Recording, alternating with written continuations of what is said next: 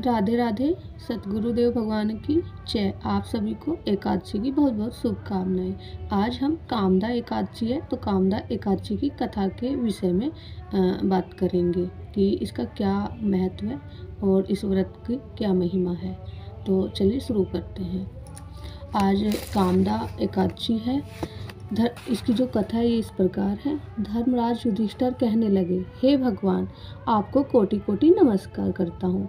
अब आप कृपा करके चैत्र शुक्ल एकादशी का महात्म्य कहिए। श्री कृष्ण कहने लगे कि धर्मराज, यही प्रश्न एक समय राजा दिलीप ने गुरु वशिष्ठ जी से किया था और जो समाधान उन्होंने किया वह मैं तुमसे कहता हूँ।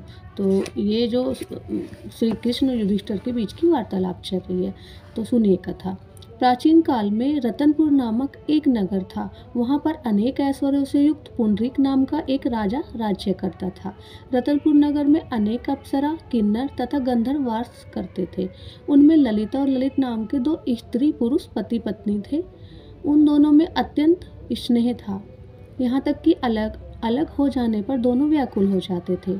एक समय पुंडरीक की सभा में अनेक गंधर्वों सहित ललिता भी गान कर रही थी।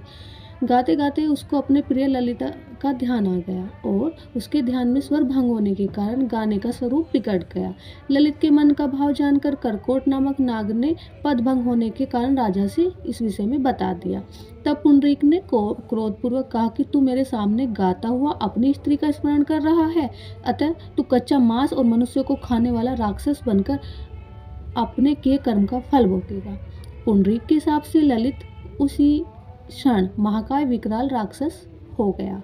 उसका मुख अत्यंत भयंकर, नेत्र सूर्य चंद्रमा की तरह प्रदीप्त हो गए तथा मुख से अग्नि निकलने लगी। उसकी नाक पर्वत की कंदरा के समान विशाल हो गई और गर्दन पर्वत के समान लगने लगी। सिर में बाल पार्वती पर खड़े वृक्षों के समान लगने लगे तथा भुजाएं अत्यंत लंबी हो गई।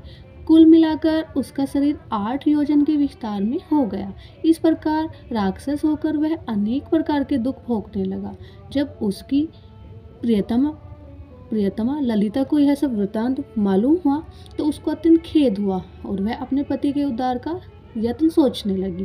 वह राक्षस अनेक प्रकार के घोर दुख सहता घने वनों में रहने लगा। उसकी स्त्री उसके पीछे पीछे जाती और अनेक प्रकार से विलाप करती। एक बार ललिता अपने पति के पीछे घूमती घूमती विंध्याचल पर्वत पर चली गई, जहाँ पर श्रृंगी ऋषि का आश्रम था। ललिता शीघ्र ही श्रृंगी ऋषि के आश्रम में गई और वहाँ जाकर विनीत भाव से प्रार्थना करने लगी। उसे देखकर श्रृंगी ऋषि बोले, हे सुभगे, तुम कौन हो और यहाँ किस लिए आई हो? तो ललिता बोली कि हे मुनि, मेरा नाम ललिता है। मेरा पति राजा पुंडरीक के विशालकाय साप से राक्षस हो गया है और मुझे जो है इसका बहुत अत्यंत महान दुख है और उनके उद्धार के लिए मुझे कोई उपाय बताइए। श्रृंगी ऋषि बोले, हे गंधर्व कन्या, अब चैत्र शुक्ल में जो एकादशी आएगी अर्थात कामदा एकादशी आने वाली है, जिसका नाम कामदा है, उस व्रत करने से मनुष्य के सब कार्य सिद्ध हो जाते हैं। यदि तू कामदा एकादशी का व्रत करके उसके पुण्य का फल अपने पति को दे तो वह शीघ्र ही राक्षस योनि से मुक्त हो जाएगा और राजा का शाप भी अवश्य में शांत हो जाएगा। मुनि के ऐसे वचन सुनकर ललिता ने चैत्र शुक्ला एकादशी आने पर उसका व्रत किया और द्वादशी को ब्राह्मणों के सामने अपने व्रत का फल अपने पति को देती हुई भगवान से इस प्रकार प्रार्थना करने लगी, हे प्रभु, मैंने जो यह व्रत किया है इसका फल मेरे पतिदेव को प्राप्त हो, जिससे वह राक्षस योनि से मुक्त हो जाए। एकादशी का फल देते ही उसका पति राक्षस योनि से मुक्त हो गया, अपने पुराने स्वरूप में आ गया। फिर अनेक सुंदर वस्त्र आभूषणों से युक्त होकर ललिता के साथ विहार करने लगा। उसके पश्चात वे दोनों विमान में बैठकर स्वर्गलोक को चले गए। वशिष्ठ मुनि कहने लगे कि हे राजन, इस व्रत को विधि पूर्वक करने से समस्त नाश का खत्म हो जाते हैं, सभी पाप का नाश हो जाता है, पापों का क्षय हो जाता है तथा राक्षस आदि योनि तक भी छूट जाती है।